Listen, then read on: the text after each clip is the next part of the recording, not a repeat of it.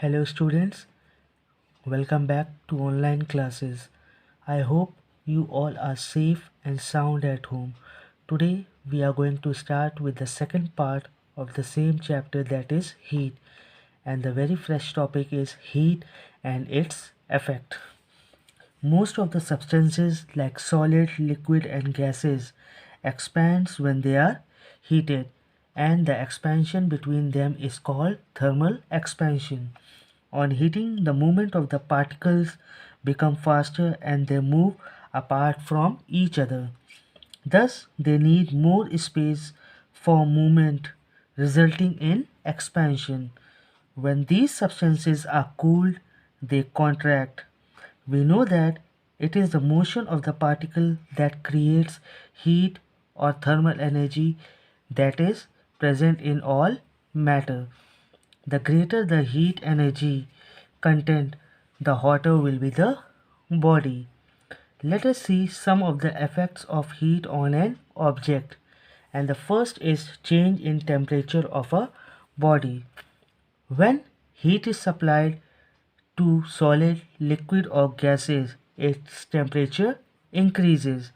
When this heat supply is discontinued, the hot body gives out heat energy and its temperature decreases. As we all know, if we are going to supply heat to any substance, definitely its temperature will increase. And as we are going to remove heat from that particular substance, what happens? The temperature starts decreasing. That is a change in temperature of a body. The second is change in shape of a body. When heat is supplied to a body, it expands. Thus, its dimensions are changed. When gases, liquid and solids are heated, they expand. As they cool, they contract. Let us see expansion in solid, liquid and gases. Among the three states of matter, solid expands the least when they are heated, as the particles are not free to move. In solids, the as we know, the molecules or atoms are very closely packed with each other, so they can only vibrate or they can collide. When they are going to collide with each other, their molecules, they produces little bit of vibration. So as there is little amount of vibration, so little bit of kinetic energy or thermal expansion will be there. This is why solid expands the least. Let us move to expansion in liquid. Liquids generally expand more than solids.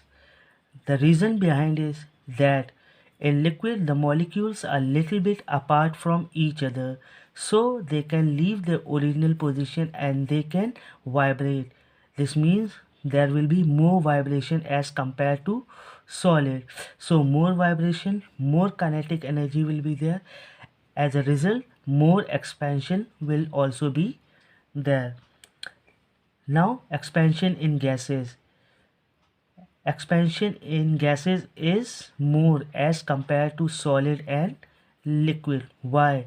Because in gases the molecules are very much apart from each other and they can move randomly from one position to another. So there will be more vibration. So as a result there will be more kinetic energy, and at last there will be more expansion. Let us move to another topic, that is change of state of matter. As you already know that matter exists in three states and one state can be changed into another state.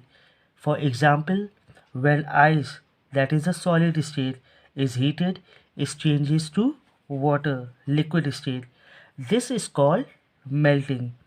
When this water is further heated, it becomes water vapor, that is gaseous state. This process is called evaporation. This means a solid may change into liquid and a liquid may change into gas. When a gas loses heat energy, it changes into liquid and on further cooling, it freezes into a solid. Condensation is the process by which a gas cools down and changes into liquid. Similarly, freezing is the process by which a liquid changes into a solid. Let us move to another topic, that is chemical change in substances. As we know, in matter, heating may bring about chemical changes in a substances. When we heat substances, the heat energy breaks the original bonds between elements and new products with new bonds are formed. Let us take an example like boiling of an egg, baking a cake, burning of wood, dissolving sugar in lukewarm water, etc. Let us move to last part, effect on living beings. The burning of substance in the presence of air or oxygen with the release of large amount of heat and light energy is called combustion. Substances that burn easily in air are called flammable or combustible substances. Like wood, coal, and petrol are combustible substances. Substances that do not burn easily in air are called incombustible substances, like glass, stone, metals. Now, heat flowing into our body helps you keep us warm. The normal human body temperature is 98 point degree Fahrenheit or 37 degree Celsius. You must have noticed that when you fall sick, the temperature becomes more than the normal human body temperature and the body responds slowly. This is the effect of heat on living beings. Even plants wilt as a response to an increase or decrease in temperature. Animals in cold climates like cold-blooded reptiles and insects don't have to burn as many calories in summer as in winter. Warm-blooded mammals and birds with high metabolisms can live in cold places. I hope all the topics that I have explained you is very much clear to everyone. Next time when we are going to meet, I am going to continue with the third part of this chapter. Till then, be safe and goodbye everyone.